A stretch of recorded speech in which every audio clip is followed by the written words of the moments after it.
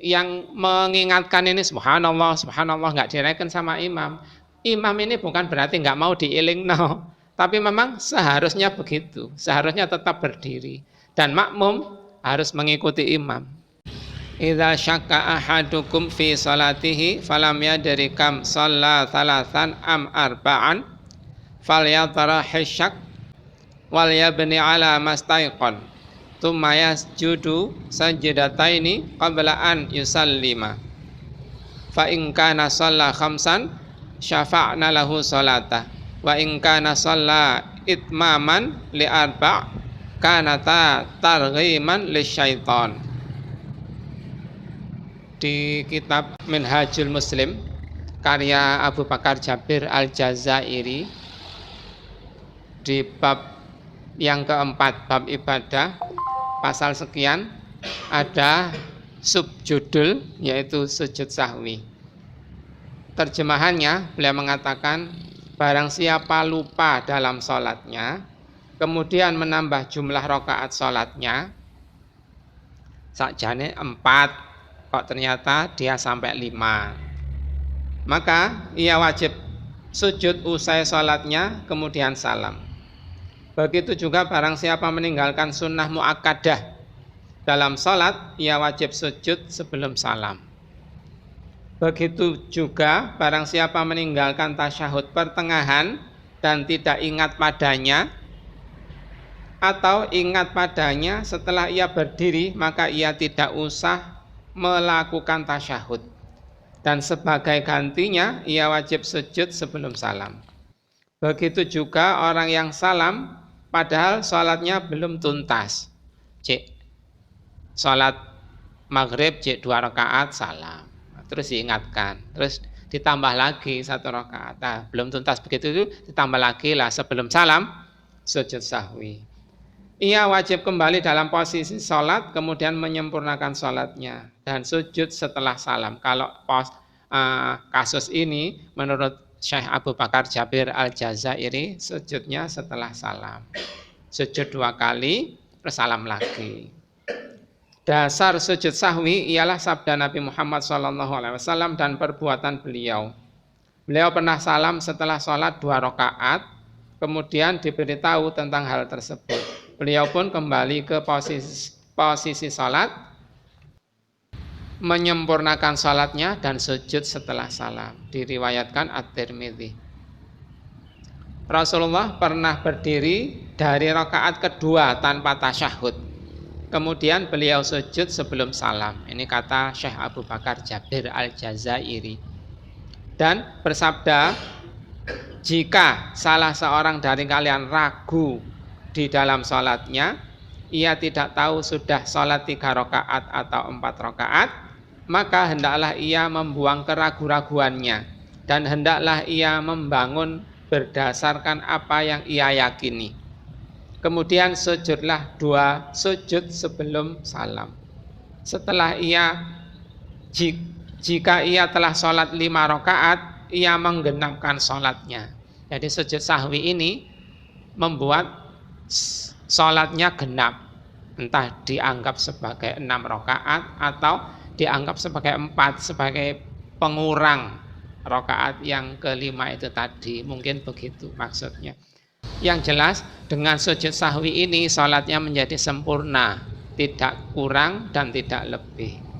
Jika ia telah sholat 4 rakaat, maka sujud sahwi itu membuat marah setan. Ya nggak apa-apa membuat marah setan. Orang setan itu gawe marah kita, ya kita balas. Untuk membalas setan nggak apa-apa. Kalau membalas manusia kadang-kadang nggak perlu. Kalau dijahati muslim kadang-kadang nggak perlu dibalas. Kalau dibalas dengan kebaikan itu yang terbaik. Nah, ini hadis yang diriwayatkan oleh Imam Bukhari dan Imam Muslim atau muttafaqun alaih. Adapun orang yang lupa di belakang imam dalam arti ia sebagai makmum, maka ia tidak wajib melakukan sujud sahwi menurut sebagian besar ulama, terkecuali jika imamnya lupa. Maka ia sujud bersama imam karena ia harus mengikuti imam. Para sahabat pernah sujud bersama Rasulullah SAW. Ketika beliau lupa sujud, beliau lupa dan sujud. Diriwayatkan oleh Imam Muslim. Dalil bahwa kita harus mengikuti imam, andai imamnya enggak tahiyat awal itu ya, sudah terlanjur berdiri tegak, terus yang mengingatkan ini subhanallah, subhanallah, enggak dirayakan sama imam. Imam ini bukan berarti enggak mau diiling, no. Tapi memang seharusnya begitu, seharusnya tetap berdiri. Dan makmum harus mengikuti imam.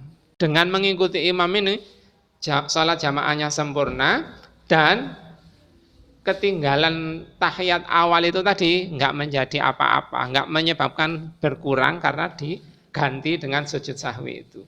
Hadis yang diriwayatkan oleh Imam Bukhari, innama ju'ilal imamu liyu'tamma bih fala takhtalifu alaih fa idza kabbara fakabbiru wa idza raka'a farka'u wa idza qala sami'allahu liman hamidah faqulu rabbana walakal hamdu wa idza sajada fasjudu wa idza shalla qa'idan fasallu qu'udan ajma'in.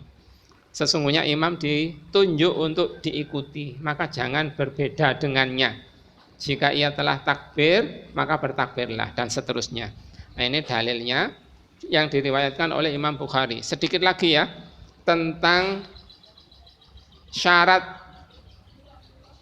syaratnya sholat, agar kita yakin apa saja yang wajib, apa saja yang sunnah, apa yang sunnah muakkadah, apa yang syarat sahnya, dan macam-macam.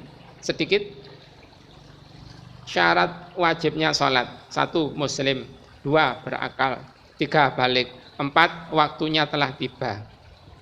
Syarat sahnya sholat: 1. Bersih dari hadas kecil, 2. Menutup aurat, 3. Menghadap kiblat. Sudah, hanya itu.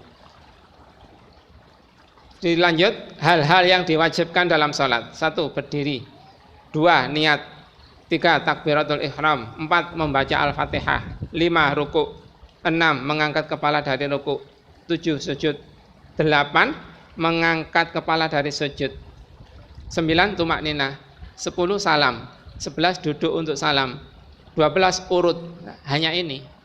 Tasyahud awal, tasyahud akhir itu bukan yang diwajibkan dalam sholat. Berikutnya yang disunnahkan muakkadah: 1. Membaca satu surat setelah surat Al-Fatihah, membaca sami Allahu liman hamidah, 3. Membaca rabbana walakal hamdu, rabbiyal a'la, rabbiyal azim, 4. Takbir kepindahan, 5. Tasyahud awal, 6. Tasyahud doanya ini, 7. Membaca Al-Fatihah dengan keras di waktu sholat jahriyah. Nah, berarti sholat maghrib sholat dengan Fatihah yang pelan itu enggak apa-apa. Yang ke-8, membaca Fatihah dengan suara pelan di sholat sirriyah. Berarti sholat asar dikeraskan enggak apa-apa. 9. Mendoakan Rasulullah. Nah, ini yang disunnahkan, yang diwajibkan. Jadi enggak apa-apa kita enggak tasyahud awal terus mengikuti imam berdiri, enggak apa-apa.